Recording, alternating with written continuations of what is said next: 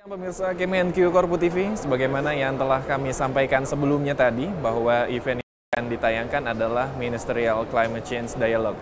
Namun dikarenakan alasan teknis, kami mohon maaf tidak dapat menayangkan event dimaksud. Namun jangan khawatir, karena Kemenq Korpu TV akan menayangkan event yang tidak kalah menarik lainnya, yaitu Debt Challenges Ahead, dengan pembicara seperti CEO World Bank Group Kristalina Georgieva. Lalu juga akan ada Professor of Economics dari Stanford University USA, John B. Taylor. Lalu akan ada First Deputy Managing Director IMF, David Lipton, Minister of Finance and Economic Planning Rwanda, Uzil Ndagijimana. Lalu akan ada Managing Director Lazard Sovereign Advisory Group, Eric Lalok, dan Chief International Correspondent for Southeast Asia Bloomberg, Haslinda Amin, yang akan bertindak sebagai moderator. Baik pemirsa Kemenq Korpu TV dari kawasan Nusa Dua Bali, kami mengucapkan selamat menyaksikan.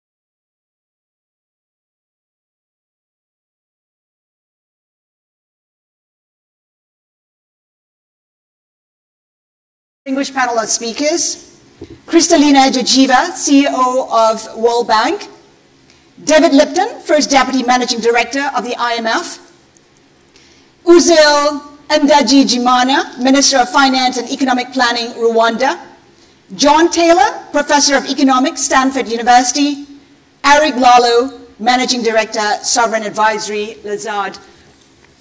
Now, Mr. Taylor, maybe perhaps you can help us put it in perspective. Given the normalization of monetary policy, how have emerging markets been impacted? We've already seen what's happened in recent weeks, recent months. Well, it's a very good question. People ask all the time because, of course, the Federal Reserve has begun to normalize. I think in the last year and a half especially, they've raised the short-term interest rate a little over 2%. And they've articulated a little bit where they're going with their so-called dot plots. It looks like 3.25 before they're finished. They've appointed people who are sympathetic with the idea of normalizing interest rates, but also in a very predictable way. I think it's important to stress that here. So in 2013, there was a talk about normalization in the U.S. It caused a lot of havoc. I remember seeing that finance ministers on the phone all the time, figuring out what to do with the money leaving the country. But this one's quite different. I think it's telegraphed. The reduction in the balance sheet is clear. It's stated how much it's going to be. And they've also indicated through their so-called dot plots of where they're going. So I think it has all the elements of being a smoother adjustment. But nonetheless, as your question indicates, there is an adjustment because we've had a long time of interest rates zero, negative in the ECB and the Bank of Japan and other countries who have had to follow. And so the adjustment is uncertain. We've never seen it before. I think to the extent that the advanced countries, the so-called developed countries, can follow the more predictable path the Fed is on, I hope that continues, the better off we'll be. With respect to developing countries and emerging markets, I think that they should put that in perspective. The interest rate changes are, by historical circumstances, quite small on the short end. There's questions of what's happening on the long end. That's been discussed a lot in the last couple of weeks. But I think put this in perspective and recognize that the low rates are, in a sense, what's unusual and what's getting back to a normal position. So that the more that this can be viewed as a normalization process, a situation which will lead to better performance, the better. So that's what I'd say. I also say there's quite a difference in the policies of countries, and there's, I think to some extent, investors are differentiating more. That's what I see compared to, say, the late 90s or other periods of interest, and there's specific problems in specific countries, but overall, I think this is something that could be worked out, and if people are sensible about it and more predictable. I stress predictability a lot in everything I've done because it works better. Kristalina, are you concerned? I mean, Mr. Taylor talked about how investors are differentiating more, but yet, you know, countries like Indonesia, where despite that rate increases, despite 150 basis point increase, we've seen currency being dumped. Are you concerned? Well, we are alert, but not alarmed yet. We are very much aligned with that predictable increase of interest rates is actionable. When you know it is coming, you can take action early on that. But we also see two issues. One is that countries, and for that matter, corporates and individuals, have gotten accustomed to the low interest rate. It's like, hey, this is going to last forever. One thing we know is it ain't. That is not going to last forever. It's already being corrected. And it is very important that we actually do ring alarm bells. Two, we have to recognize that the structure of debt in developing countries has changed over the last years. We used to be in the 80s primarily with the so-called Paris Club debt. now nearly 40% of that is non-Paris Club or private creditors. And that creates a degree of complexity in how you manage this debt. And from our perspective, what is very important is to say to countries like in Indonesia, continue with your prudent policies. Do not waver out of those, because it is going to be more difficult, not less. And you didn't mention exchange rates. This whole thing is happening with the dollar also appreciating. That adds a little bit to it. In terms of response, the fund and the bank have been concentrating on this topic of sustainable debt management. We have a multi-pronged approach that is quite sound. It includes better analytics, stronger monitoring, very, very strong emphasis on debt transparency, so we can see the structure of this debt in a way that allows actions to be taken and proper advice to be given. And we are also reviewing our non-concessional borrowing policy, because we want to put a bit more bite on our advice. To sum it up, countries are in better shape today than they were in the 80s, but the problems they face today are actually a bit more complicated than the 80s. Focus now, act now, so you don't cry later.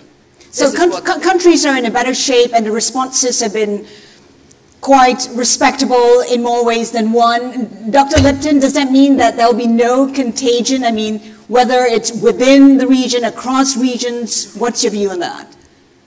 First, let me say, I think when we talk about the debt problems, the potential debt problems of emerging market and low-income countries, we should start by acknowledging that we don't think all debt is bad. Countries have been borrowing in order to be able to grow more rapidly by building infrastructure.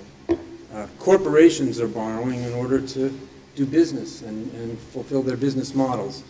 In some cases, countries have used counter-cyclical fiscal policy, and that's led to some borrowing, where had they not borrowed, perhaps growth would have been worse, and the situation would have been worse. So it's not as though we're saying that debt is bad or that borrowing has all been unwise. Some countries borrowed expecting commodity prices to stay high and then found that they were lower. Of course, there has been excessive borrowing. And now we are where we are. John's laid out how the normalization of monetary policy may affect countries. There are vulnerabilities where countries have borrowed in dollars, and that leaves them vulnerable to dollar interest rate increases, to strengthening of the dollar. So now everybody's got to figure out how best to take care of themselves, and it means trying to limit budget deficits where one can reduce the pace of increase in debt. We think that can be an important factor for many countries. Yes, there are countries that are under stress, and there probably will be more who come under stress. The fate of many of these countries depends on the evolution of the global economy, and that includes with respect to trade tensions, but also the strength of recovery. Right now, it seems as though there are a set of countries at high risk of debt distress, more than we had anticipated, more than we've seen for quite some time. But I would be reluctant to suggest that this is going to be a EM-wide or a low-income country-wide phenomenon. There are many countries that are doing well. So I think we need to pay attention to helping countries that face stressful circumstances and that may be very vulnerable. Eric, there seems to be a divergence. We have the likes of the IMF, the World Bank saying, be careful, be careful. But when you take a look at the markets, there's so much appetite for these bond issuances. What's your take on that? What's your observation? Well, I think I would agree with what has been said, that some countries have shown resilience thanks to good governance, thanks to good policies.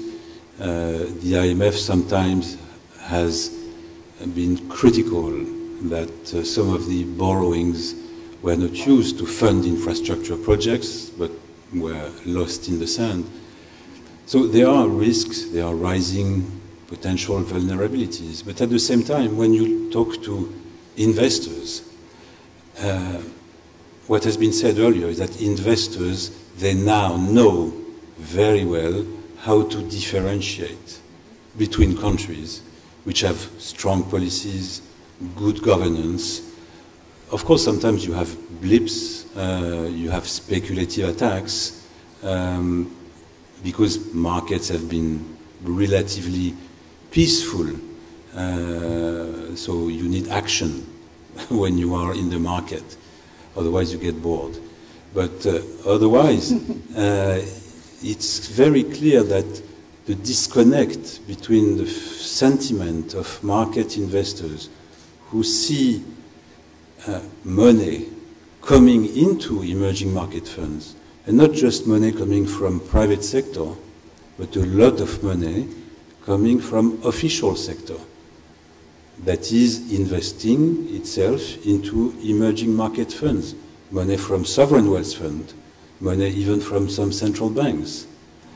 So I think there is a natural disconnect because there is the natural tendency to have one picture. But the picture is very fragmented, just like investors and creditors have become more and more fragmented over the years. It's much more complex, and Kristalina said it's very much complex. And besides the non-Paris Club and the private sector, one very fundamental change, which is making all the debate on interest rates even more interesting, is the weight of private sector foreign investors into local currency bond markets. That is, for us, a real game changer. Because what used to be domestic debt versus external debt, this line has been blurred.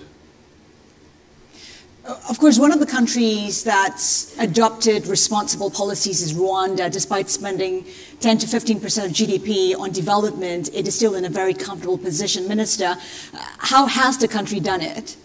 And what's been the biggest challenge in getting there? Thank you.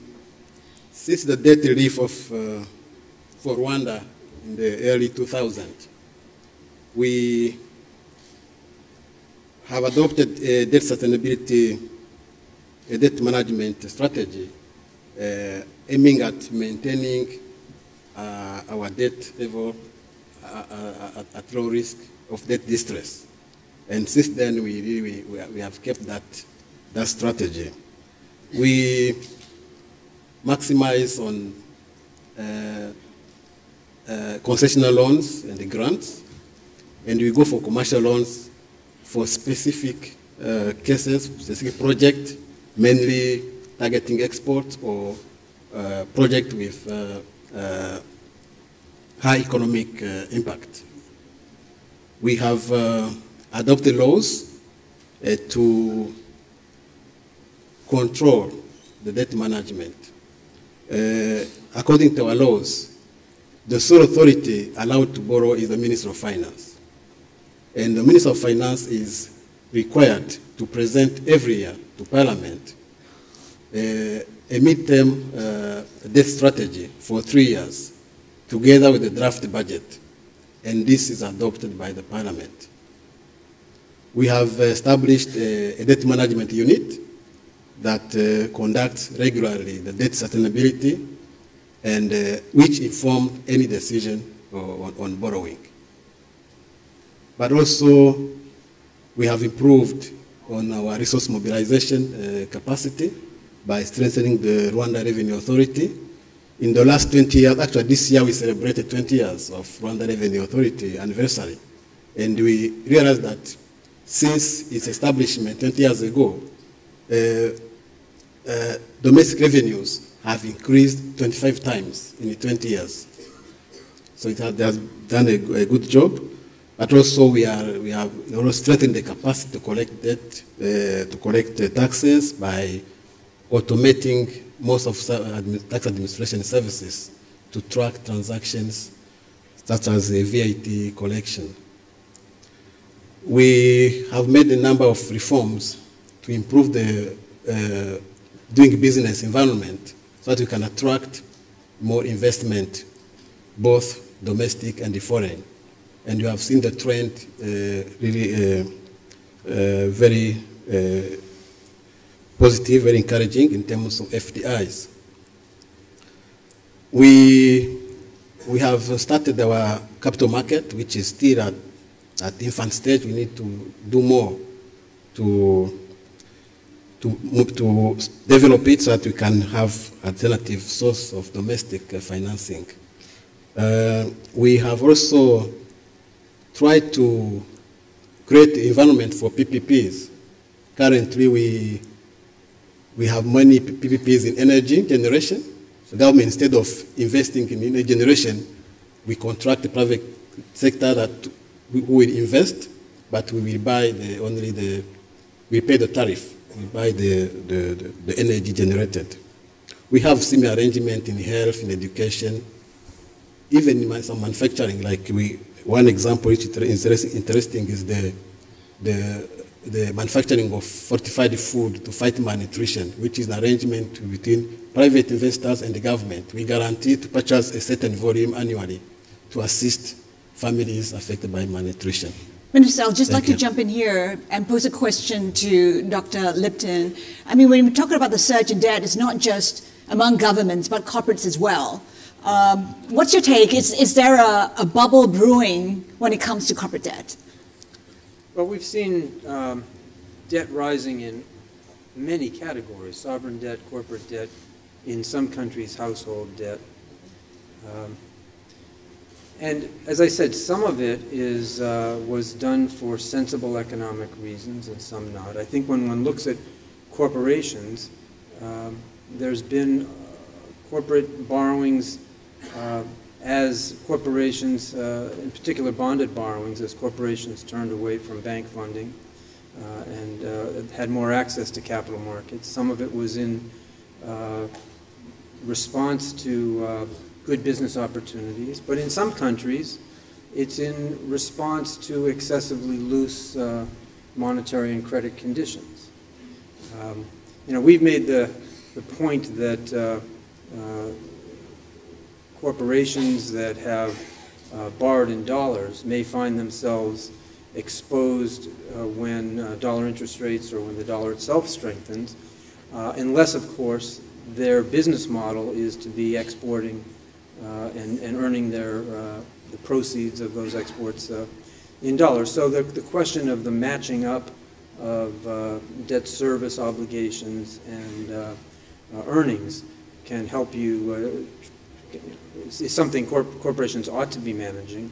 And one of the questions, if you ask, is there a debt bubble that's going to be dangerous, one of the questions that you have to answer is not just about is partly about the level and whether there'll be assets and therefore income streams to help handle the debt service, but also about the composition of debt and whether the nature of those income streams will leave countries hedged or exposed to something that happens to dollar interest rates or to the dollar.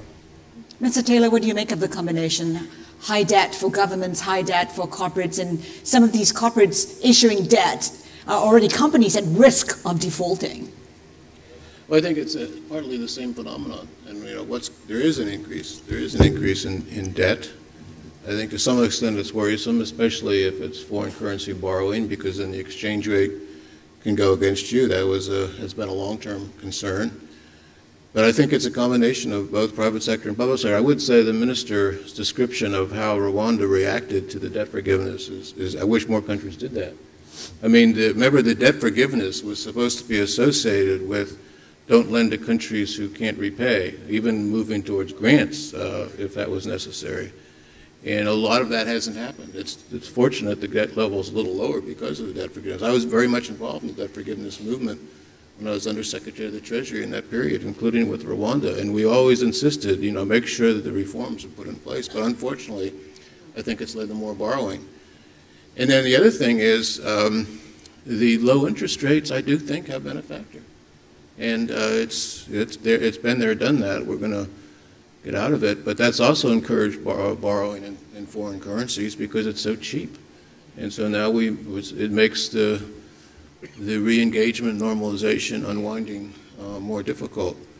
And in a way, you know, one of the problems is there could have been too much issuance. I think one of the reasons we had the great financial crisis was there was so much borrowing in the housing markets in the U.S. and other developed countries, and that crashed, and is part of the problem. So, and that was low interest. Remember, 2003, 4, 5, we had relatively low interest rates in the U.S., and it was a lot of excess borrowing. And you know, I just hope that thing's not happening now. We're more prepared. The financial sector is stronger, but it is more global. So it's another reason that I would be concerned about the situation. Dr. Lippman touched a couple of times on how the world is susceptible because it's dollar denominated. I mean, should we be looking at alternatives more and more?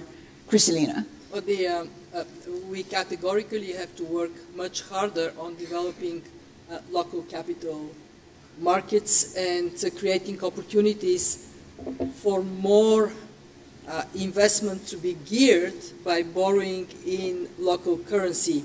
We actually have embraced that in the World Bank Group, especially our private sector arm, IFC, to put an emphasis on that dimension of development. As David said, that is not necessarily bad. It is bad when it is stupid. And it is very important that we concentrate on understanding what drives bad decision making and then consciously overcoming that. And if I can just stress one point on how we go about it in the future, and it is to have a really good picture of what the debt composition is, how it matches revenue streams, and that is the whole point of emphasizing that transparency, that reporting in developed and developing countries, not just in developing countries. If you are to, just imagine you are on a boat and you have a hole, where would you prefer the hole be? Above board or below board? I think it is very obvious if you don't want to sink, it has to be above board so we can see it, we can fix it. Eric, some people say the next crisis, the next financial crisis will be a debt crisis. You say? Well, I would say several things. The first thing I would like to do is to quote Barry Eichengreen, who together with Ricardo Osman invented or talked about the concept of original sin. I was at a conference which was animated also by David Lipton recently, and Barry Eichengreen, when he was probed on the disappearance of the original sin, because sovereign countries can borrow now so much in their home currency, his answer was, the original sin has not disappeared. It has just migrated to the corporate sector. And it is, I think, extremely important because one of the things that we notice is that you have certainly in various countries prudent management, like in Rwanda, good governance and good policies. Nonetheless, one of the issues could be the excess level of borrowings in foreign currency, with state-owned entities. And that is an issue because it creates contingent risk for the sovereign. We have noticed over the years that some countries which were at the limit of the tolerance level were sometimes prone to use their SOEs in order to borrow. SOEs, semi-corporates, semi-sovereign, they borrow big time, not so much in local currency, but in FX. So that's a source of concern. Because local currency, very often, it's for the sovereign. That's where investors are happy to invest. It's easy to capture the carry trade, and you don't have the credit risk on top of the FX risk. But if you need to ask for the right remuneration to take into account the credit risk, then the domestic interest rate payable is significant and deters. So it's quicker and better and simpler to borrow in FX. That's, I think, the source of the next, not crisis, concerns. Please, could I just footnote on this, on the original sin migrating from the public to the private side? My worry is that when push comes to shove, very often it would migrate straight back. We ought to be saying to policymakers, if the corporate is gobbling up more debt than they can carry, please don't rescue them, resist. Because if you resist today, you actually immune your economy for the future. Okay. Let them, big, but let them fail. Well, hope on their own and soft-hearted. Dr. Lipton. Yeah. I guess everybody wants to talk about sin today, so I will too, original or otherwise. Look, I think it is useful that countries have overcome original sin, and it will be useful if corporations can do more borrowing in capital markets, if they become, domestic capital markets become sophisticated. Because as we've just said, if they have local revenue streams, that is a safer obligation to have. But I think the other thing we are learning is that domestic borrowing may protect the borrower from vulnerability, but it doesn't necessarily protect the country. Foreigners will still buy the obligations. They'll just be local currency obligations. If they don't roll over, if there's a sudden stop of inflows, or worse, if there's a sale of domestic currency obligations, the balance of payments comes under stress. We also know that in countries that don't have capital controls, domestic individuals or institutions that hold these claims can sell as well. So it's better in the sense that you don't have the vulnerability to, as much of a vulnerability to a tightening of financial conditions in the international realm, but you still have the need to have appropriate debt levels and serviceable debt levels. Otherwise, the country can end up with, well, you can still have obligors that can't pay, but more importantly, you can still have balance payments difficulties if people want to unload domestic instruments and buy foreign exchange. Minister, debt management, of course, is key to all of this. And what's key to that? I think debt is good, and we can't do without debt to finance our economy. But prudent management is necessary both for government and for corporate. Thank you. Eric, I mean, of course, it comes down to, in the end, if you have debt issues, then it comes down to debt restructuring. In terms of how emerging markets restructure debt, I mean, what's your take on it? How do you assess it? Well, I think what Kristalina mentioned, data transparency, is a fundamental element if you want to have a quick, efficient, orderly restructuring. Now, everybody has heard about some cases where some debt of a country entering into a restructuring popped up magically or tragically. Data transparency is just, you know, some friends from global banks, they know this terrible word, KYC. It's not know your clients, but know your creditors.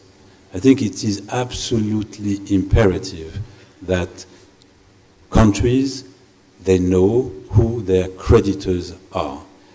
And what I mean by creditors, it's not just the creditors of the government, because again, I remain convinced that if and when the time comes for a new wave of restructurings, contingent risks will come on the table. We had a lot of those issues striking Europe with the famous doom loop of the banking sector. But SOEs also. There is also a very delicate subject on PPPs.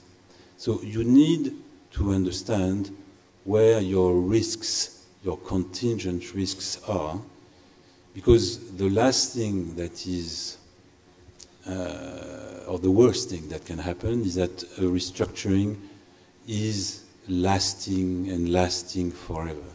If you know your creditors and you can alert them, you can prepare necessary approaches, you can go fast. And doing an orderly and quick restructuring to restore market access is possible. You have seen recent examples of countries getting back to markets in a year or so after closing their restructuring. Several years back, it was 5 years before they could get market access again. So for me, I mean, I don't say that we are close to restructurings. Contagion effect or panic effect, because investors are not capable of differentiating, I don't see it coming. You have 3 countries in default right now. Venezuela. Markets doesn't care. Mark to market has been made. Grenada is in default on domestic and international. It was expected. Mozambique has been in default for 2 years. It was expected. People can differentiate. But when a country becomes close to the edge or close to the cliff, they'd better know in advance who their creditors are, and not just external debt. I'm sorry to insist on that. If you take the example of Indonesia, our host country, Indonesia debt, it's 60% domestic, 40% FX. But when you look at the creditor composition, using some of the data coming from the IMF or from Bloomberg, it is the exact opposite. It is 60% foreign creditors and 40% domestic. Why? Because foreign creditors hold a huge portion of the domestic debt. You have one fund, which is very well known in the world, which has a position in Indonesian rupee bond of $8 billion equivalent. Nice chunk. So it is something that countries must be ready to face, and I personally think data transparency, reporting obligations should be extended, should be improved, so that there is no surprise. Mr. Taylor? So I think this restructuring issue is very important. There's, in fact, even for, it could be a bank that's holding this debt, and then there's real questions about the whole financial system. That's what happened with Greece, right? The reason Greece was bailed out, I think, is because of concern about the banks, which are holding the debt. I think the private sector, public sector are different. There was, I think, a very important reform 15 years ago that sovereign debt would include collective action clauses, so that the restructuring would be relatively peaceful, not peaceful, but sensible. So certain creditors would agree to the restructuring that was needed, so it wouldn't be havoc wouldn't be created. And that also had the important result that the rationale for bailouts, either from countries or from the international financial institutions, would diminish significantly, because with these collective action clauses, it would be clear what would happen. It wouldn't be a distressed situation. With respect to the private sector, I think that we have a bankruptcy law, and it's supposed to handle when debt's not serviceable anymore. And the U.S. has a bankruptcy law; other countries do too. It doesn't work very well for financial institutions, especially large financial institutions. So as part of the reforms to resolve financial institutions when they have lent too much and they're in trouble, I think you need to have a reform. In the U.S., there's a bill that's passed at least one branch of Congress called Chapter 14, because there's no Chapter 14 in our bankruptcy code at this point.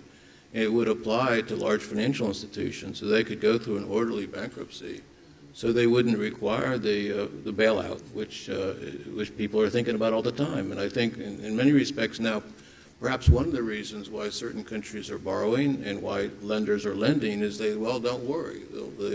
Maybe the IMF will be there. Maybe the government will be there. And so relax, it's okay. And that's a problem. That's a real problem. Eric brought up the issue of transparency for governments. How do you ensure that? And for the IMF and the World Bank, what role can it play? Maybe we start with Minister. I think data on debt is very necessary to monitor and to mitigate the risk related to debt. So I think transparency in data related to debt is really necessary. And it doesn't help any country to hide the debt, because we can hide the debt, but you can't hide the consequences. So we better have a system that really shows the real situation, help monitor the trends, and help decision makers actually to take the right decision at the right time. Thank you. Kristalina? Well, there is a big responsibility for both the fund and the bank to help countries be like Rwanda, have strong debt management systems. We do have a fairly sizable technical assistance program. We work extremely well together, and we actually are now turning to the broader shareholder community to say, fund more of it. This is a really good investment. So countries actually can have not only the debt management offices, but the analytical capacity, the statistical capacity, so they can do prudent reporting. And then we also engage with creditors, and the fund is doing quite a lot of that. The bank is doing some of that, both private and public creditors, so they also see their own reporting systems and their willingness to put out data to grow, because ultimately it is in everybody's interest that we have a sound and stable financial conditions for growth everywhere. And you know, if we are to look, I mean, if we are to remember the past, when we came to HIPC because we saw that really drowning countries they cannot grow. Poverty grows. When poverty grows, insecurity, instability, migration, refugees, that also grows. Conflict go up. Who wants this? So I think we need to bring that sense of common purpose from all ends, and for us, for our institutions, to advocate, but also to assist, so we can be in a better shape. As some already said, it is more complicated. It is not less complicated. Therefore, the emphasis on reporting transparency capabilities has to go up. Yeah. Eric mentioned transparency and knowing about your creditors in the context of restructuring. But I think we have to start with the fact that transparency is key, debt transparency, and is key to not getting into trouble in the first place. You know, if a country doesn't know its debt, the terms of its debt, if other creditors don't know how much a country has borrowed, how do they make sensible decisions about whether the country remains creditworthy? Now, the burden here is partly on the debtors, and in some cases, and still in many cases, there are issues about capacity, where the World Bank and we are helping countries be better debt managers and develop better systems for monitoring debt. And understand this is getting more and more complex because you've got more entities that are borrowing in the government, as was mentioned in parastatal companies. You've got a wider set of creditors. You've got projects. You've got budget support. Then on the creditor side, some countries are more transparent about who they lend to, and some are less. And some governments are lending to low-income countries, not just government to government, but through all sorts of institutions, development banks and other export promotion entities and so on and so forth.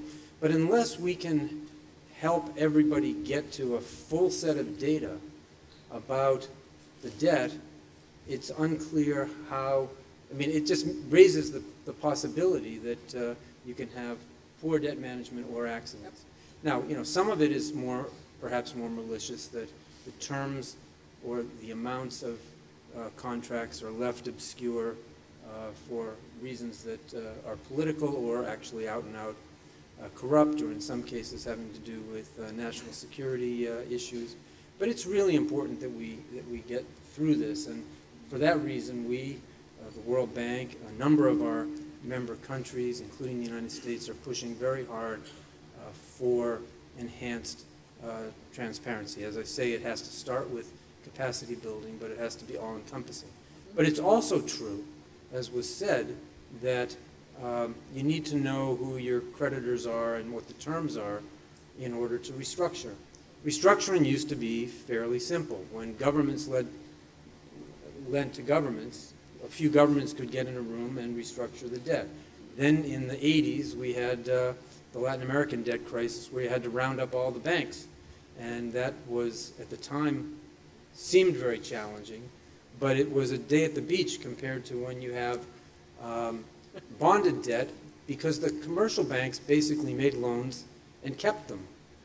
But with bonds, obviously these are negotiable, and because somebody buys a debt at primary issuance doesn't mean they hold it later when it's time to restructure. So it's actually quite hard to know who your creditor is. Now we have a proliferation of creditors and of credit types, and we're seeing, and that means of the terms of loans, where say in the category of sovereigns, there were years where the Paris Club creditors were the principal creditors of poorer countries, but now there are more countries that are creditors, and some are not members of the Paris Club. And so when a country gets into trouble and there's really no one place you can bring together the creditors, this becomes complicated. In addition to that, some credits are collateralized in ways that the Paris Club creditors had, in a sense, forsaken. They said, we won't do this. But there are financial loans, there are commercial loans that are collateralized. There are now some loans that have debt to equity conversion clauses. So the growing complexity of finance is leading to a complexity in restructuring. But I think that the bottom line of that is it raises the premium, the value of debt transparency. We'll pick up the issue on collateralized loans slightly later, but for now, I mean, yes, there is consensus there must be greater transparency, but obviously it is complicated and it is difficult. That's leading to this misreporting of debt. Mr. Taylor, Eric, your views on what can be done to encourage greater transparency? It's actually one of the reasons to have better transparency is to prevent the flight of capital from different countries. So there's a great concern now of debt moving, especially short-term debt, currency issues, interest rate differentials. And so what I hear a lot about is what are we going to do to prevent this volatility of capital flows, which it has increased along with the exchange rate volatility. And here I think transparency helps a lot because investors, though, there's a tendency to say, oh, that country's in trouble, well, this country's in trouble too. So the transparency will help the differentiation a lot, it seems to me. I don't think that's the only thing. I think this goes to the resiliency aspect, that the international financial institutions, others can encourage more resilient financial markets. And borrowing and investment is essential, and investment's essential for growth. And we want to have more investment so countries have more productivity and they grow more rapidly. But they have to be able to use that in a way which prevents the volatility of capital as well.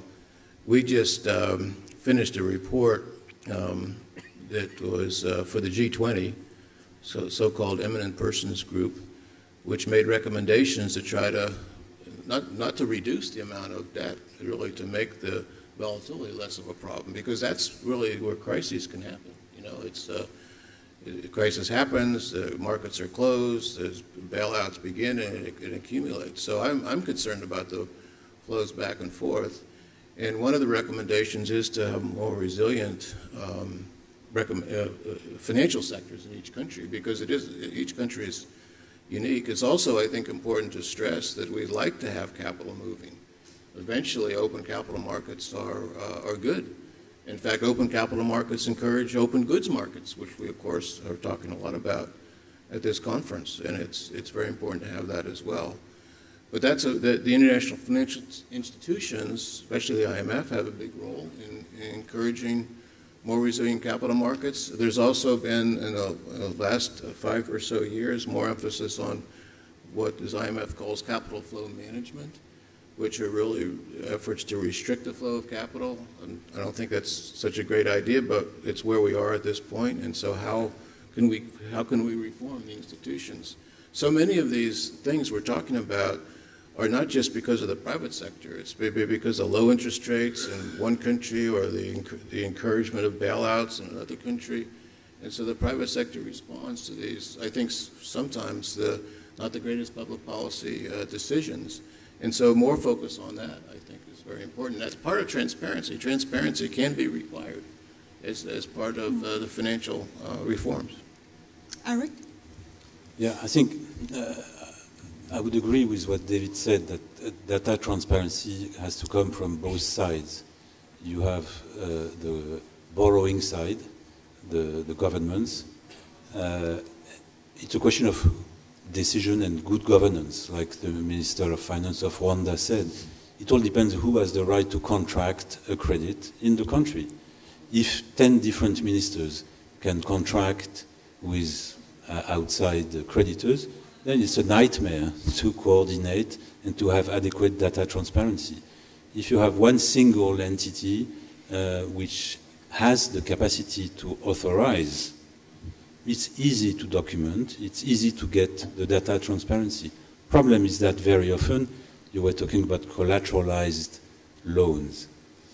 There was recent example of collateralized loans being restructured, but they were not structured on the government head.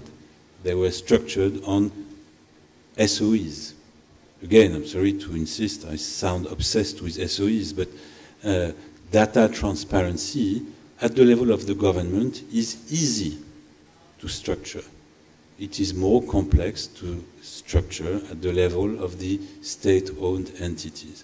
On the creditor side, well, official sector, it's relatively easy as far as Paris Club creditors are concerned. They publish every year their holdings on each and every country which is a member of the Paris Club. It's more complex for official sector which is not yet Paris Club, but I don't want to comment on that. It's such a complex matter.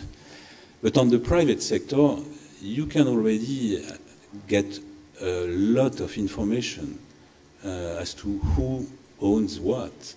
You go on Bloomberg, you go on Reuters, Emacs, you have so much information, but so much information from funds which are subject to reporting obligations. You have many, many legal structures. I'm going to have many friends in this room, but some funds are not subject to reporting obligations. Now, it's not a problem to report what you hold, and it's good for your investors. But some funds, I think, could be encouraged to be more transparent in disclose their holdings. Not everything they have, because otherwise you get a headache trying to understand all the type of transactions they do. But, you know, when funds invest into securities, institutional funds, they report. You can find this information. It would help tremendously, and I know that at the IMF there is a data, for example, tracking ownership of foreigners into certain segments of the market. It would be so much easier if closed-end funds were nicely asked or brutally asked, I don't know, to report their holdings. And it doesn't hurt, but it would simplify the process in case you enter into some turbulent zone. Minister, from a country's point of view, from a government's point of view, how can transparency be encouraged? How do you view the issue of transparency? Data transparency seems to be very complex because there are so many players that can contribute to the solution. But at country level, many of our countries, low-income countries, need to develop capacity to collect, to process, to manage data related to that. This is something we need to do, and we need IMF, World Bank would help in that. But it is a primary responsibility of countries, of course, with the help of all international institutions. Maybe we should also find a way of making this mandatory by some institutions. Maybe it could be a condition to access the loans. Maybe you could use some audit tools to enforce that. There are many tools we could think about, but it is very complex. It requires so many players to contribute to the solution. Thank you. Greater enforcement from the World Bank and the IMF? For example, in my country, we receive twice a year IMF mission, and we go through all these figures, we do assessment, we assess the program. So this is an opportunity to also to inquire about the debt. Thank you. Well, in my country, we have a saying, you can take a horse to water, cannot make the horse drink. So what the minister is saying is that we have to mandate the horse to drink. And it's a bit tricky because there has to be political will. And I think we have to approach this from two perspectives. One, bring the rationale why it is in the interest of countries to embrace that transparency, that reporting. But then, on the other side, we do have to have stronger tools that push everybody in the same direction. We actually do have policies that are demanding from us to work with countries to make sure that we as lenders are not piling up debt on top of a mountain in sand, right? That we have. The question is how to create more and more collective action and how to use the fact that we are now more alert on that to actually take steps forward towards this more mandatory approach that the minister described. We do need the countries themselves, those that are the debtors. We need the creditors, and we need to do that in a way in which, as much as possible, we reflect a collective interest of more stability in the world economy, more stability in the world's financial system. So, let's see what the horse is. Dr. Lipton. Yeah, I mean, we are a membership organization. People belong because they think it's valuable to be part of this community, and they play by the rules. And we have expectations that, and it's a members' responsibilities to provide us the information we need to be assessing the policies of the country. And we do have data reporting requirements. We can broaden those as need be, and but it's the word mandatory doesn't really tell the right story. I mean, it's if you want to be a part of the IMF, a member of the IMF, you agree that you'll abide by a set of understandings and approaches, and over time our membership decides what these reporting requirements ought to be. I think they will broaden. They're likely to broaden as transparency and more detail in debt information is needed for assessing countries' situations. But I think it's as Kristalina said, countries have to, I mean, there's really two things. Countries have to see the value in this, and then they have to have the capacity to do it. Yes. We don't take a punitive approach if a country has a hard time providing the information. I remember I was once a young economist at the IMF, and one of the first countries I went to, after an hour and a half with people in charge of debt management, I came away unsure about whether they understood the difference between interest and amortization. Now, it's not like that anymore, but there's a need to build, as the world's financial technology and engineering gets more complex, these contracts get more complex, tracking debt and managing debt gets more complex.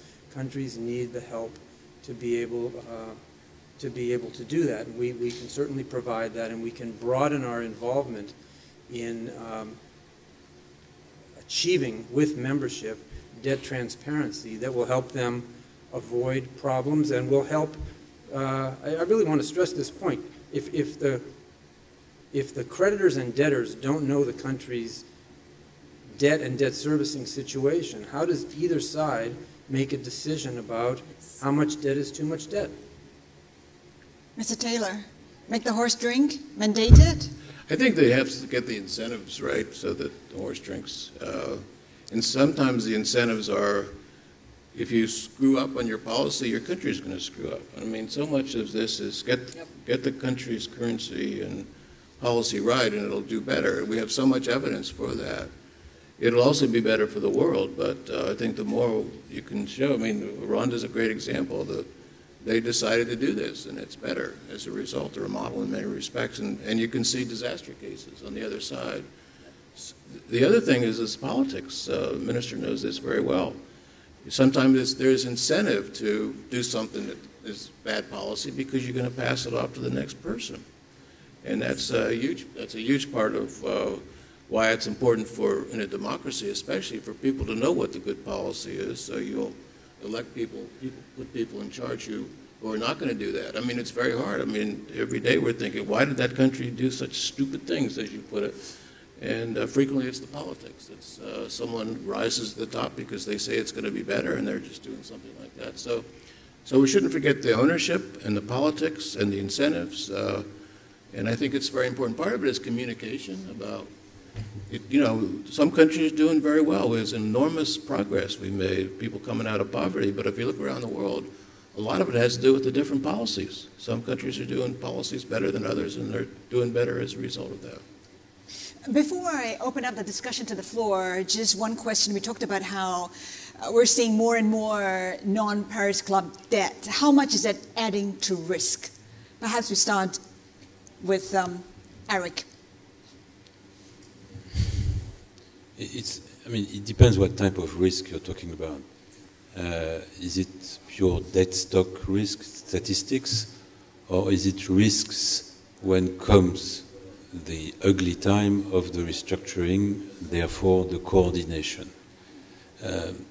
If we're talking coordination, the rise of non-Paris Club creditors, I don't believe it is an issue, because the Paris Club is talking on a monthly basis with China, which is the largest non-Paris Club official sector creditor. And China knows the process, they know the rule. They are not yet an ad hoc member, but they are close contacts. And I think that in terms of coordination, I don't see a real issue. Now, in terms of debt statistics, that can become an issue because very often non-Paris Club official sector creditors, it's hard to distinguish if it is the official sector creditor making a loan, or if it's a corporate, or a semi-sovereign, or a semi-corporate. So it's difficult, because where you end up in terms of classification will lead to how you will be treated also when comes the ugly time of the restructuring, because of comparability of treatment rules, inter-creditor equity. So that is, I'm using not the horse expression of Kristalina, but the first word that she used, complex. That is making the process pretty complex. Dr. Lipton? Yeah. I think we need to all be careful when answering the kind of question you've posed about whether non-Paris Club creditors somehow pose more or less risk than Paris Club creditors. Let's not forget that what really matters is whether the loans are sensible loans that are going to be used for good purposes. And Paris Club creditors can make good loans or bad loans, and non-Paris Club creditors can make good loans or bad loans. Now, what's the observation so far? Well, I think it's really first, Paris Club creditors and the countries who are members of the Paris Club have importantly evolved a set of practices for trying to determine the terms of agreeing with one another that the terms of loans will follow certain standards and practices. There's an OECD-based agreement that certain of do's and don'ts, and that's been a huge advance over a long period of time. But that doesn't mean that there hasn't been an unwise loan from a Paris Club country to a borrowing country. I think that of the non-Paris Club creditors, there's much more variety, and they don't subscribe to the various agreements that have been reached that do try to codify lending practices, and I think it would be very useful for them to do so. But yeah, sure, I think we're bound to find more problems or some problems among the loans that are made by non-Paris Club creditors, and what we should be doing is encouraging transparency and cooperation so that more broadly good lending practices and good communication with the borrowing countries can lead to good loans being made and less wise loans being prevented. Minister? I think that is good or bad, irrespective of the way it comes from. What's the most important is the size versus the capacity of the economy, the cost, which include interest rate and other terms, the exchange rate risk, and the use of the debt, where, in which sector, what is the quality of the project that is funded through that loan. I think there are more issues related to the risk related to the loan, the capacity of the country to generate revenue, to generate growth, and to be able to pay back. These issues of interest, exchange rate risk, if the debt is predominantly denominated in foreign currency, there are risks, but also the quality of investment we make from the loan. Thank you. Kristalina? Well, I agree. This is the issue. That 3 points here. One is complexity. We have already talked about it. It is more complex when, if tough time comes, then the solution is more difficult to reach. And frankly speaking, we don't really quite know, because we haven't yet experienced it, what would happen if a country goes boom and it is mostly non-Paris Club. We don't know. And it is very unnerving not to know. It would be much better if we are working in a direction of upfront, better understanding how we can consolidate the picture and how we can take action. Two, it is, we are talking about non-Paris Club. There is a component there which is private creditors, and we don't talk much about it, but what we have seen in the low interest rate environment is that people in their desire to get higher yield would go to countries and dump on them loan products that are really not so very healthy. We now have a set of countries that have bullet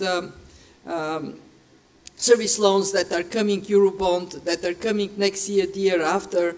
They have to pay a big chunk in not the best of times. And that happened because of that complexity and lack of coordination. And three, I'm going back to my point. Why do we need this? We need it for everybody. And so the question is how to coalesce everybody around a common objective of having a more sound and stable financial environment for growth in the global economy.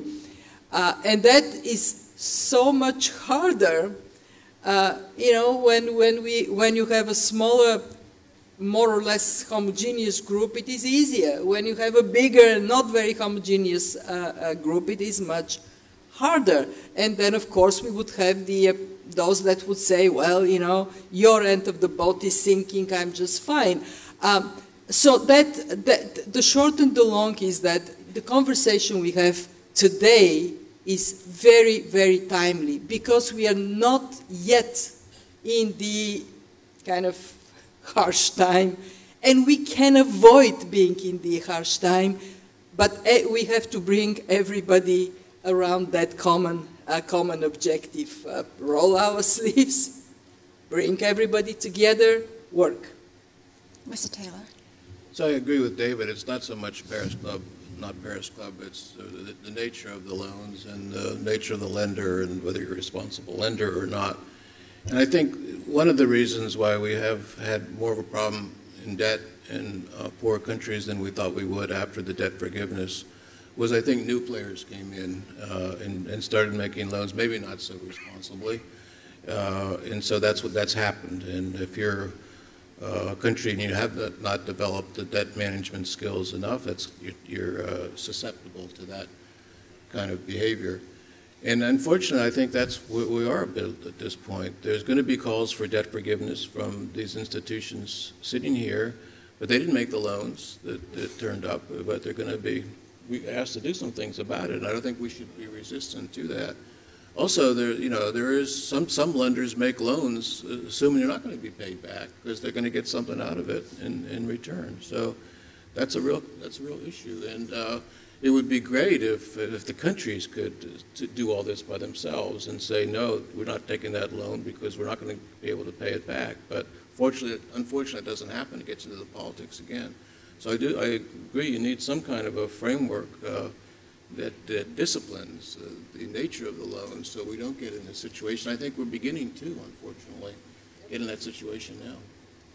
Let's open the discussion to the floor. If you could raise your hand, a mic should be coming your way. Please state your name, and please do have a question rather than a comment. Thank you. Please, sir. Thank you very much. Great event, and it's a timely discussion and one the United States cares a lot about. So, Jeffrey Okamoto, I'm our Acting Assistant Secretary at the Treasury Department over International Finance and Development. So we got a little bit of a history lesson on the prior debt forgiveness and then kind of the proliferation of creditors, products, and quite frankly, proliferation of borrowers too. So maybe a question for the World Bank and the IMF. What is on the horizon in terms of a work plan to think about policy gaps or things that need to be updated in light of these developments over the past 15 or 20 years?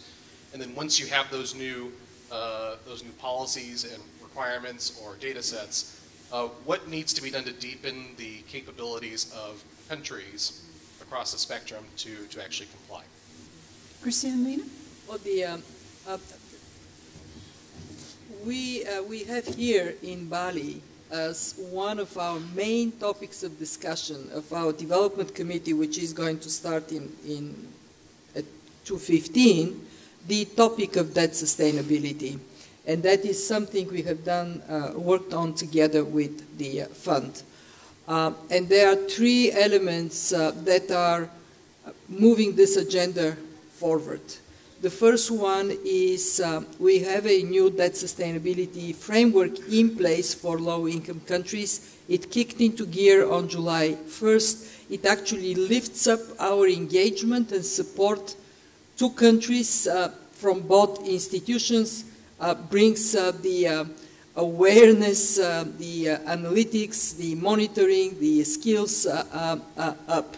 Two, we are very keen to work pragmatically on expanding debt transparency. It is a topic that concerns countries, and it would concern them more, as our discussion today indicated. We want to take advantage of this moment of awareness and then hopefully bring that discussion of creditors, debtors, to a more comprehensive level that is more a match to the complexity of the problem. And three, we are actually actively working on increasing our capabilities to help countries build better systems. We are making a structured program on statistical capacity. And then, of course, we want to match it with what creditors themselves are required to report on. We're actually quite busy on this subject, and it's really very broad. Kristalina mentioned a number of the items. Let me just list. We are working with countries on greater debt transparency, and we view that as something that creditor countries ought to be participating in as well. The World Bank has long had a public debt recording system. We have our SDDS, our data dissemination standard, and we'll try to, in both cases, to improve the data that's reported to us. We'll do the same through the regular dialogue that we have with countries. We are improving that. We have a new debt sustainability analysis tool for low-income countries. It's being put in place and rolled out.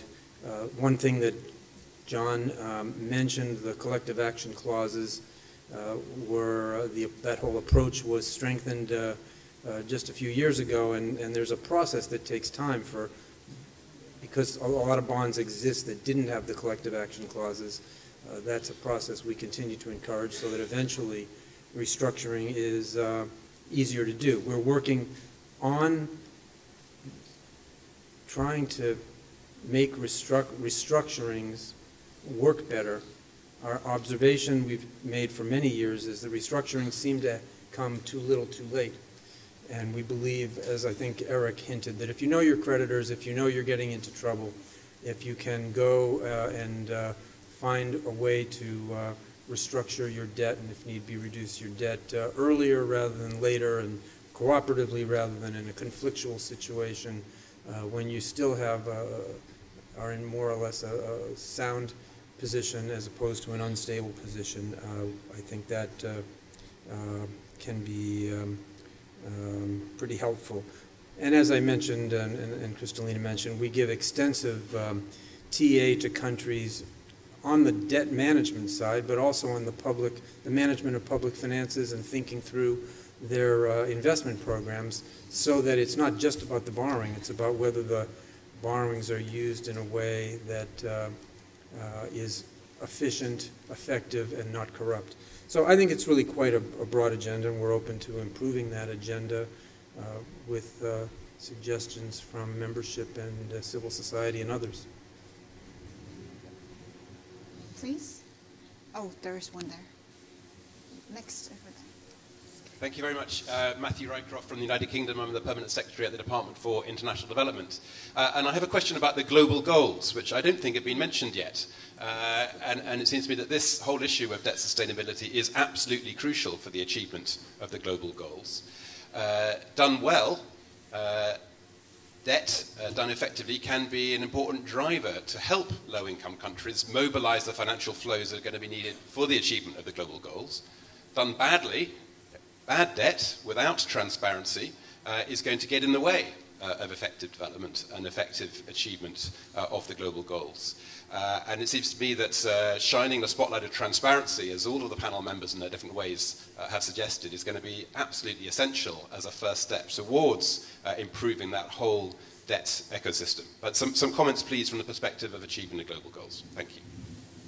You know, I actually felt that I was coming short in each of my interventions to say that we are discussing debt management, but we equally have to discuss, to add to that, raising revenues, growth, taxation, domestic resource mobilization, and what is this for?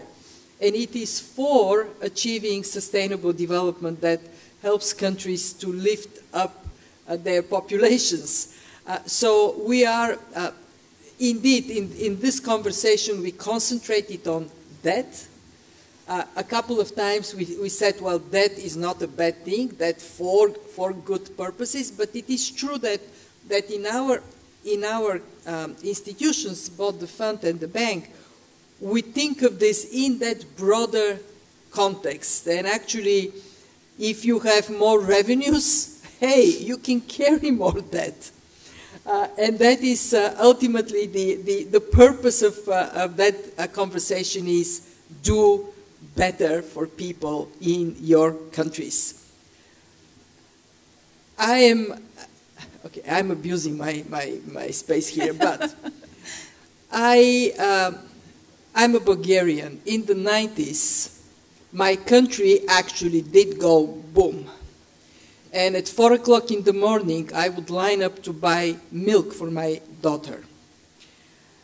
Bad debt management can be catastrophic. And in our case, in the Bulgarian case, we have this earring on our ear. We are so prudent, you wouldn't believe it. But do we really need to go through the pain and suffering, or we actually can be smarter than that? sobering notes there. I'm afraid we've run out of time. We need to wrap it up. Ladies and gentlemen, please join me in thanking the panel for such an insightful discussion.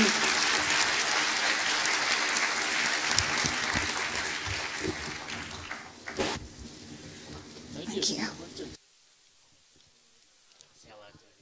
Okay.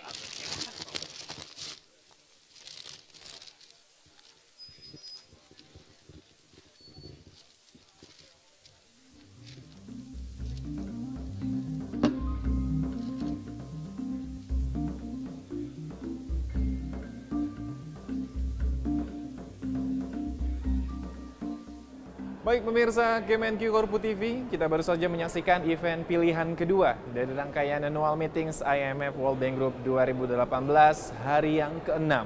Dan beberapa saat lagi kami akan menayangkan kepada Anda event pilihan terakhir hari ini, yaitu Development Committee Meeting dari World Bank Group yang disiarkan dari Bali Nusa Dua Convention Center. Event ini sendiri direncanakan akan dilangsungkan pada pukul 14.15 sampai dengan pukul 17 waktu Indonesia Tengah nanti.